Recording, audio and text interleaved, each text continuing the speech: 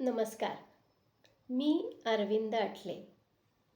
या यूट्यूब चॅनलवर मी अनामिका आपल्यासमोर मेंदू एक अजब यंत्र या विषयावर काकांचे विचार, अनुभव आणि अभ्यास यातून तयार झालेले साहित्य त्यांच्या संमतीने आणि त्यांच्या वतीने व्हिडिओ रूपाने प्रस्तुत करते आहे.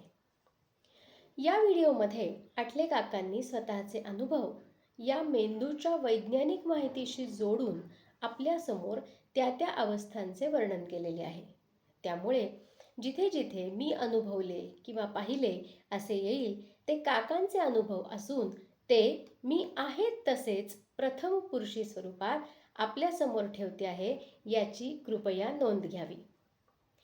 माझ्या हठयोगाच्या अभ्यासामध्ये सूक्ष्म देहाच्या प्रवासाचा मी घेतलेला अनुभव हा अतिशय रम्य, अभ्यासपूर्ण परंतु कष्टदायक असा होता.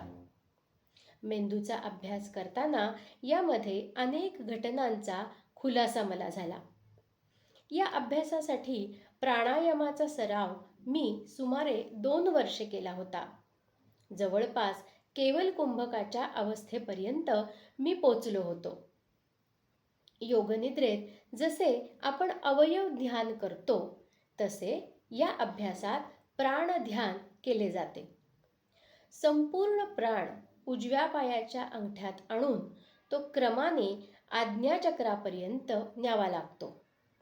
या ठिकाणी देहाच्या मर्यादा सोडून प्रवास केला जातो. त्यामुळे मेंदूत काही विशिष्ट बदल घडत असतात. आपल्या मेंदूमध्ये TPJ नावाचा एक भाग असतो जो आपल्याला मी या शरीरात आहे याची जाणीव करून देतो. ध्यानाच्या गाढ अवस्थेत किंवा विशिष्ट लहरींच्या प्रभावामुळे जेव्हा या भागाची क्रियाशीलता कमी होते तेव्हा मेंदूला शरीराच्या सीमांचे भान राहत नाही. अशा वेळी मेंदू शरीराच्या बाहेर पडतो आहे असा अनुभव घेऊ शकतो. सामान्यपणे आपण बीटा लहरींमध्ये असतो, पण ॲस्ट्रल ट्रॅव्हलच्या वेळी मेंदू थीटा आणि गॅमा लहरींच्या एका विशिष्ट संगमात असतो. थीटा लहरी स्वप्नवत अवस्था निर्माण करतात तर गॅमा लहरी अतिजागरूकता देतात. त्यामुळे हा अनुभव स्वप्नासारखा पुसट नसून प्रत्यक्ष अनुभवासारखा जिवंत असतो.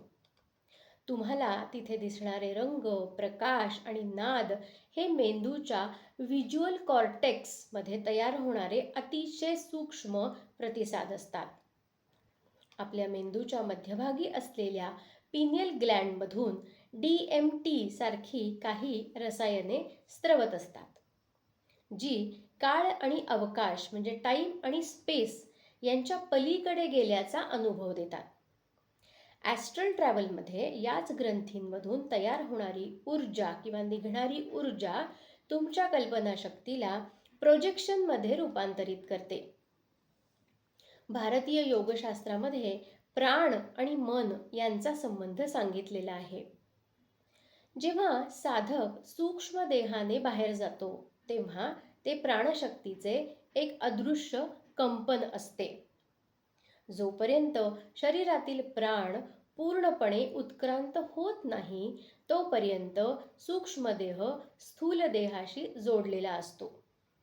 हा संबंध एखाद्या चुंबकीय क्षेत्रासारखा असतो.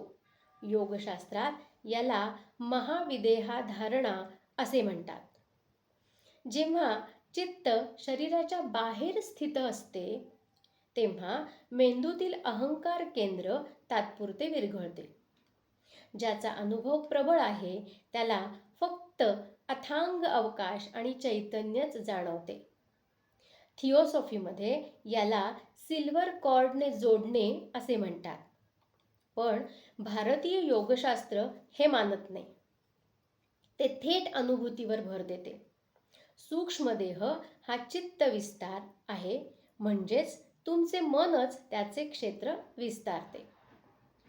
तिथे कशाने तरी बांधलेले असण्याची गरजच नाही, कारण सर्व काही एकाच आकाशात म्हणजेच चिदाकाशात घडत असते. या अभ्यासात सुरुवातीला मी शरीराबाहेर पडल्यानंतर छतापर्यंत जाऊन थांबत असे. शरीराची जड भावना अजूनही गेलेली नसल्यामुळे मी छत ओलांडू शकत नसे. पण नंतर गुरूंनी समजावून सांगितल्यानंतर माझी जड भावना गेली आणि मी स्वैरपणे छत पार करू शकलो. छतापाशी गेलो की मी स्वयंप्रकाशित आहे हे मला अनुभवायला यायला लागले. मेंदूतील पेरिएटल लोब हा भाग आपल्याला गुरुत्वाकर्षण आणि अवकाशात आपले शरीर कुठे आहे याचे भान देते. ध्यानात जेव्हा या भागातील देहभान विरघळते तेव्हा मेंदूला जडत्व जाणवेनासे होते. जेव्हा मेंदू बाह्य जगाकडून मिळणारे संवेदी प्रतिसाद पूर्णपणे बंद करतो तेव्हा मेंदूतील इलेक्ट्रिकल डिस्चार्ज एक अंतर्गत प्रकाश निर्माण करतात. याला फॉस्फिन्स असे म्हणतात.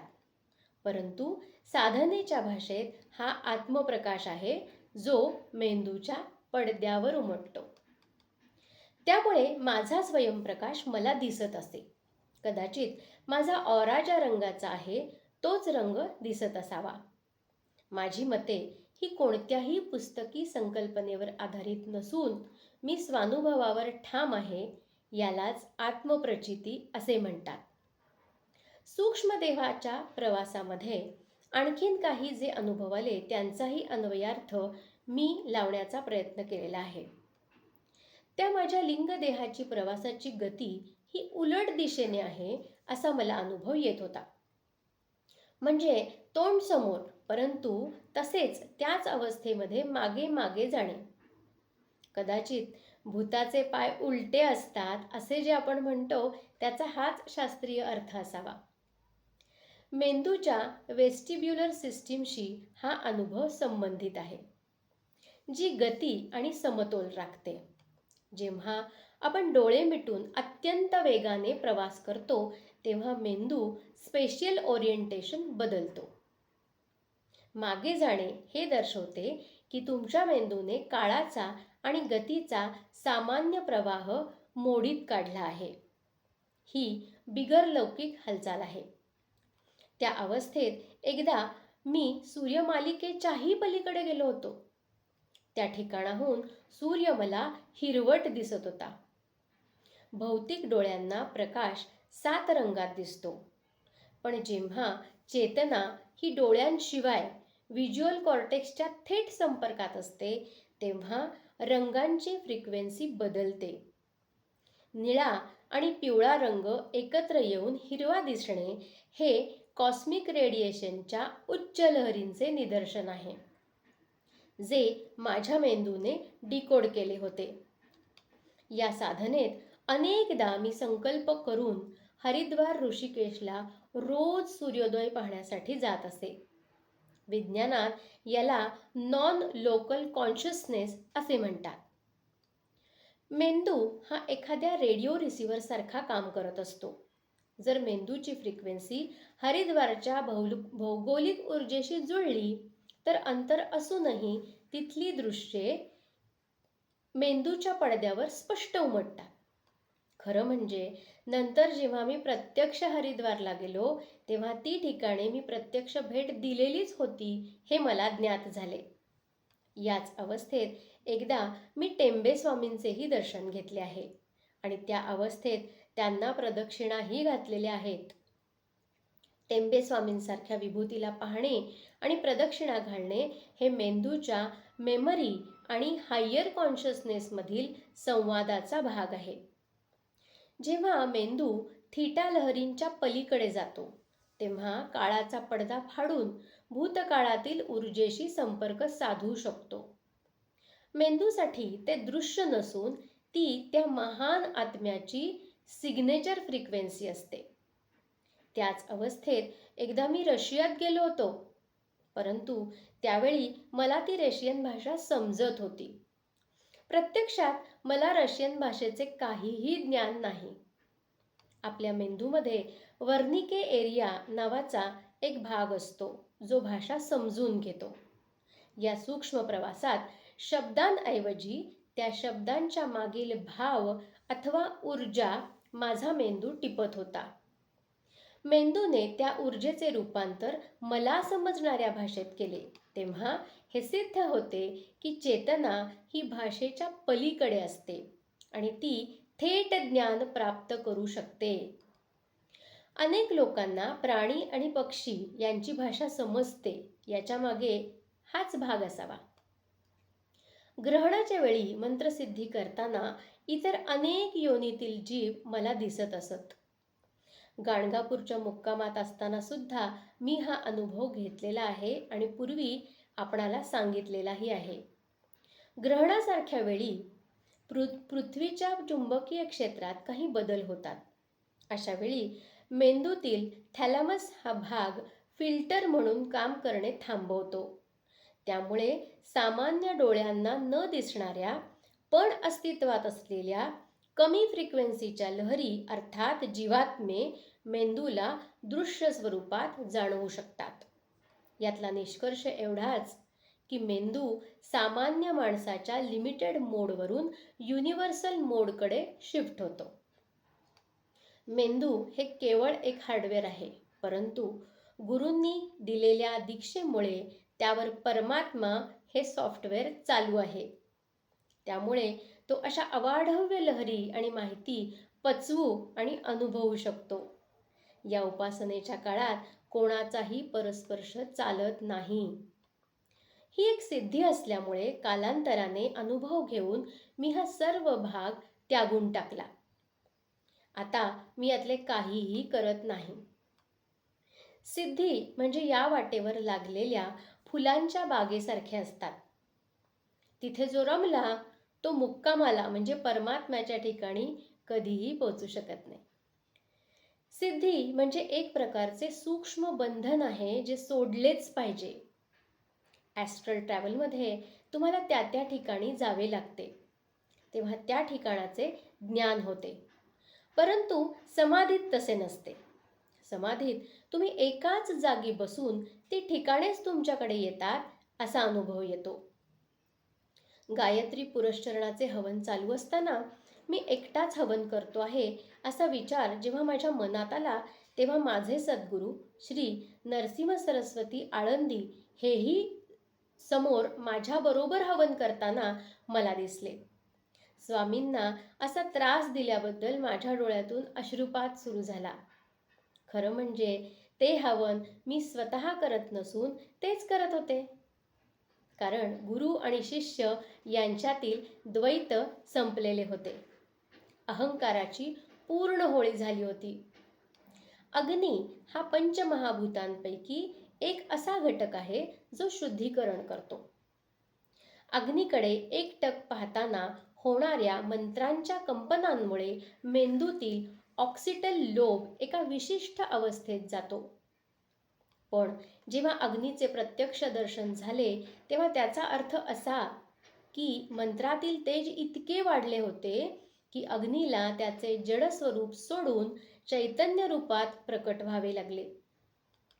अग्नीचे दर्शन होणे म्हणजे पापसंस्कार जळून नाश होणे. गायत्री मंत्राचे पुरस्चरण चालू असताना गायत्री मंत्र माझ्यासमोर प्रत्यक्ष दृश्यमान झालेला मी पाहिला होता. सामान्यपणे आपण मंत्र ऐकतो, मध्यमावाणीतून मंत्र आपण ऐकतो, पण जेव्हा मंत्राची शक्ती पराकोटीला पोचते तेव्हा नाद हा प्रकाशात रूपांतरित होतो. मंत्राची अक्षरे आणि त्याचे तेज दिसणे याचा अर्थ आज्ञाचक्र आणि सहस्त्रार यांच्यातील पडदा पूर्णपणे दूर होणे. मंत्रांचा ऋषी, छंद आणि देवता जेव्हा दृश्यमान होतात तेव्हाच मंत्र खऱ्या अर्थाने सिद्ध होतो. अशा अनुभवांच्या वेळी मेंदूमध्ये न्यूरोप्लास्टिसिटीची एक मोठी लाट येते. मंत्राचे ते दृश्य स्वरूप तुमच्या मेंदूवर कायमचे कोरले जाते. गायत्री मंत्राचा वर्ण हा अग्निवर्ण होता, म्हणजे प्रत्यक्ष तेजाचा साक्षात्कार. तेजस्वी, लाल, पिवळा आणि अत्यंत प्रकाशमान असे त्याचे वर्णन करता येईल. खरे म्हणजे ते त्या ऊर्जेच्या उच्च अवस्थांचे दर्शन आहे. लाल रंग हा मूलाधार आणि ऊर्जेच्या जागृतीचा प्रतीक आहे. हा क्रियाशक्ती दाखवतो. पिवळा रंग हा बुद्धी आणि गुरुतत्वाचा प्रतीक आहे. गायत्री मंत्रातील धीमही बुद्धीचे प्रबोधन या भागाचे फळ आहे. अत्यंत प्रकाशमान चैतन्य जेव्हा लाल आणि पिवळा एकत्र येऊन अत्यंत प्रकाशमान होतात, तेव्हा ज्याला हिरण्यगर्भ प्रकाश म्हणतात त्याचेच हे दर्शन, ज्यातून या सृष्टीची निर्मिती झाली.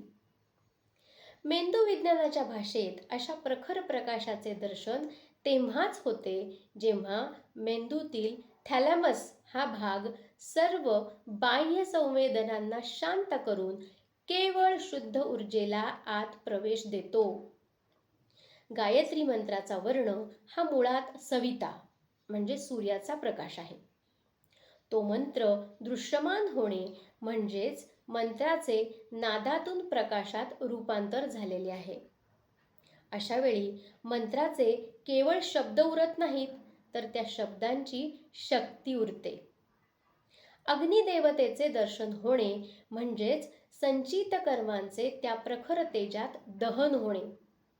आता जे कर्म होईल त्या कर्माचा लेप लागणार नाही, कारण तो अग्नी तुमच्या आत निरंतर प्रज्वलित आहे. मेंदूची शक्ती अचाट आहे. तुम्ही तुम्हाला आणि मेंदूला ओळखत नाही म्हणून सर्व अज्ञान आहे. नाहीतर पिंडी ते ब्रह्मांडी या न्यायाने तुम्ही ब्रह्मांडाचाच एक अंश आहात आणि सर्व ब्रह्मांडाचा अनुभव तुमच्या स्वतःतच तुम्ही घेऊ शकता. स्थान महात्म्य जे काय असायचे ते असू दे, परंतु आपले स्वतःचे घर हेच खरे तीर्थस्थान आहे. त्यासाठी कुठेही वेगळ्या ठिकाणी जाण्याची आवश्यकताच नाही आहे. तुमच्या घरातच तुमचा हिमालय आहे. तुमच्या घरातच तुमचं उपास्य दैवत आणि सर्व पवित्रता आहे.